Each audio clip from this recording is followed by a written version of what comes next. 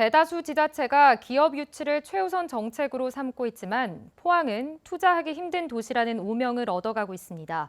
민원만 생기면 인허가를 올스톱하다 보니 포항에서 사업하려면 소송부터 먼저 준비해야 할 지경입니다. 김기영 기자가 집중 취재했습니다. 포항시는 대잠 사거리 남쪽에 장례식장 건축을 불허했다가 행정소송 1, 2심에서 연거푸 패소한 뒤 지난달 대법원에 상고했습니다. 검찰 의견을 참고했다지만 행정소송을 상고까지 한 것은 이례적이어서 행정남용과 세금 낭비라는 견해도 있습니다.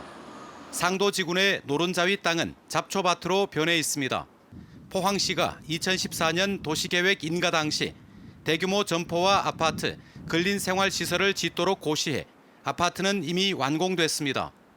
하지만 대형마트는 끝내 불허해 포항시가 승인한 행정행위조차 스스로 거스르고 말았습니다. 이 역시 재량권을 남용했다는 이유로 포항시가 행정소송에서 졌습니다. 포항터미널 재개발 불허도 논란입니다. 33년 된 남노안 건물은 2년 전 종합안전평가 때 이용을 제한해야 하는 D등급을 받았고 이후 지진과 화재로 균열이 더 심해졌습니다. 터미널 측은 백화점과 호텔을 갖춘 복합환승센터 개발을 추진했습니다. 하지만 포항시는 대기업이 없다며 불허했고 영세한 터미널 측은 더 이상 버티지 못하고 매각을 추진 중인 것으로 알려졌습니다. 50만 지방도시, 촌도시 우습게 알고 달라든다. 용납을 할 수가 없다. 진정성 있는 투자 의지를 가지고 왔을 때 우리는 검토해 줄 수 있고 도와줄 수 있다. 현대백화점, 신라호텔 다 데리고 왔을 때도 포항시는 계속해서 일관적으로 반대를 했습니다. 근데 지금 와서 다시 그 백화점, 대기업 백화점을 데리고 오면 하겠다. 그거는 행정의 연속성이나 일관성이 없다고 보고.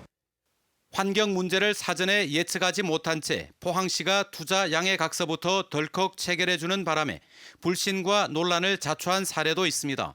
포항시는 2016년 대기업 효성이 대주주로 참여한 바이오매스 발전 사업에 MOU를 체결하고 산업단지의 용도까지 변경해 줬습니다. 이후 주민들이 환경민원을 제기하며 반발하자 포항시는 태도를 돌변해 사업 철회를 종용하고 있습니다. 두호동 롯데마트 개설 반려건은 포항시가 소송에는 이겼지만 행정처리 과정에 큰 오점을 남겼습니다.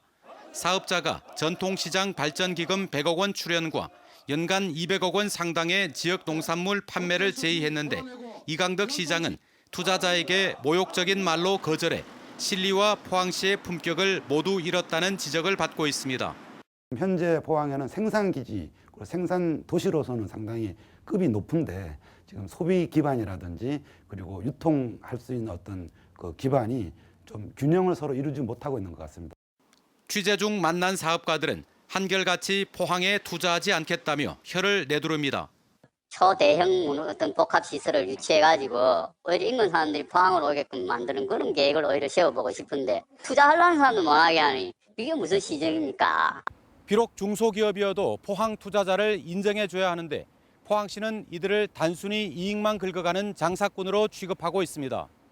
시장이 민원 있는 것은 하지 마라고 한다면은 주민들을 만날 필요도 없고 골치 아픈 일을 할 이유가 하나도 없습니다. 그러다 보니까 지금 5년 동안 포항 시내 단 한 군데도 망치 소리가 나는 것이 없습니다.